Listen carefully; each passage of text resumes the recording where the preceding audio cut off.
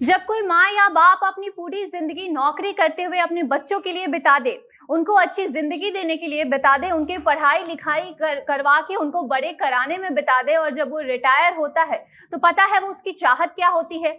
वो यही चाहता है कि वो रिटायरमेंट के बाद अपने पूरे परिवार के साथ हंसी खुशी अपनी पूरी जिंदगी बिताए, उनके साथ रहे। लेकिन जब आज जो हम आपको कहानी, जो खबर बताने जा रहे हैं, उसमें एक पिता ने रिटायरमेंट के बाद उसकी भी यही चाहत होती है कि वो अपने बच्चे के साथ पूरी जिंदगी बिताए, अपने बच्चों के साथ रहे, हंसी खुशी रहे। लेकिन जब वो रिटायरमेंट के बाद घर जाता है, वहां जब रहने लगता है, तो उसके ही बेटे ने, जिसको उस पिता ने चलना सिखाया, बोलना सिखाया, दुनिया की समझदारी उसे बताई, लेकिन उसी बेटे ने अपने पिता को धक्का देकर उसको मार डालता है। और वजह पता है क्या है? वजह है कि उस जो पिता है उसको रिटायरमेंट के बाद जो पेंशन मिलता है उसमें उस बच्चे को हिस्सा चाहिए होता है, और हिस्सा भी उसके बेटे को मिलता है, लेकिन उसको उस हिस्से से खुशी नहीं मिलती है, उसको उस हिस्सा, उस पेंशन का पूरा हिस्सा चाहिए होता है। और यही वजह है कि वो अपने पिता को धक्का देकर मार डालता है। तो क्या है पूरी खबर, और इस पुत्र के कपुत होने के पीछे क्या वजह थी, ये भी हम आपको बताएंगे। लेकिन उसके पहले नमस्कार, आप देख रहे हैं जनता जंक्शन और मैं आपके साथ वंदना, कैमरा पर्सन ओम प्रकाश के साथ। पूरी खबर की अगर हम बात करें तो पूरी खबर बिहार के मुंगेर जिला से आ रही है, जहां एक पिता को, यानी कि बूढ़े बाप को, एक बेटे ने धक्का मारकर उसे मार डाला है। और वजह है कि वो जो पिता को पेंशन मिलता है उसमें उस बेटे को पूरा हिस्सा चाहिए होता है। और यही वजह है कि वो अपने पिता को, जिसने उसको चलना सिखाया, उसके लिए पूरी जिंदगी नौकरी करते हुए बिता दी, उस पिता को वो मार चुका है। उसकी पिता की अब मृत्यु हो चुकी है। ऐसे में हम आपको बता दें कि बिहार के मुंगेर जिला के ईस्ट कॉलोनी के नया गांव की ये खबर है, जहां एक राम स्वरूप आदमी है, वो रेल में पहले काम करते थे, यानी कि वो रेल कर्मी रह चुके हैं। और जब वो रिटायर होते हैं उसके बाद जो उनको पेंशन मिलती है, ऐसे में उनके 3 बेटे हैं, जो बड़े बेटे हैं उनके साथ वो अपने ही बनाए हुए घर में रहते हैं। तो वहीं जो छोटा बेटा है उसके साथ उनकी पत्नी, यानी कि राम स्वरूप यादव की पत्नी अपने छोटे बेटे के साथ उसी मकान में रहती है। और जो तीसरा बेटा है वो कहीं बाहर रहकर नौकरी करता है। ऐसे में जो बड़े बेटे के साथ ये राम स्वरूप यादव रहते हैं, उसके साथ इनका जो रिश्ता है वो काफी बेहतर है।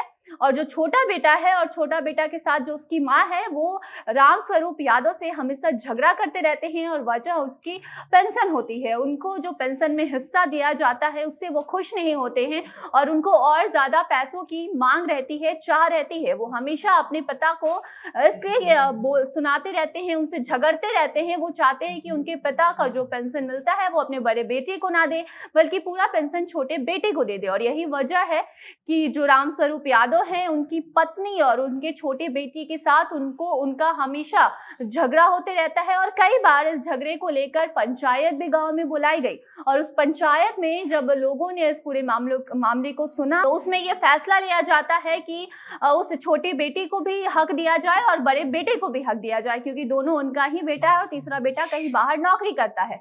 ऐसे में जब छोटे बेटे को पंचायत के फैसलों से खुशी नहीं मिली, वो चाहता था कि उसे ज्यादा हिस्सा दिया जाए। और यही वजह है कि वो अपने पिता से भी बीते दिनों अपने पिता से काफी झगड़ा किया, पिता को खरी खोटी सुनाया, और पिता काफी नाराज भी हुए। और इसी कड़ी में जो बड़े बेटे ने छोटे भाई को अपने समझाने की कोशिश की, तो वो उसकी भी बातें नहीं समझता, कुछ भी वो समझने को तैयार नहीं होता है। और जब बड़ा बेटा घर में नहीं होता है, तो पिता जब नहा के बाहर निकलते हैं, अपनी बालकनी में खड़े होकर सूर्य देवता को जल दे रहे होते हैं, उसी वक्त उनका छोटा बेटा आता है और उनको धक्का मारकर नीचे गिरा देता है और उनकी मौत हो जाती है। ऐसे में इस कलयुगी बेटे ने पेंशन की आड़ में, पैसों की चाह में अपने पिता की जान ले ली, उस पिता की जान ले ली जिसने उस बेटे को पढ़ा लिखा कर बड़ा किया, उसे चलना सिखाया, उसे पूरी दुनिया की समझदारी सिखाई। लेकिन उस बेटे ने अपने पिता को पैसों की चाह में ही मार डाला। ऐसे में अब पुलिस इस पूरे मामले की जांच कर रही है, और इस मामले में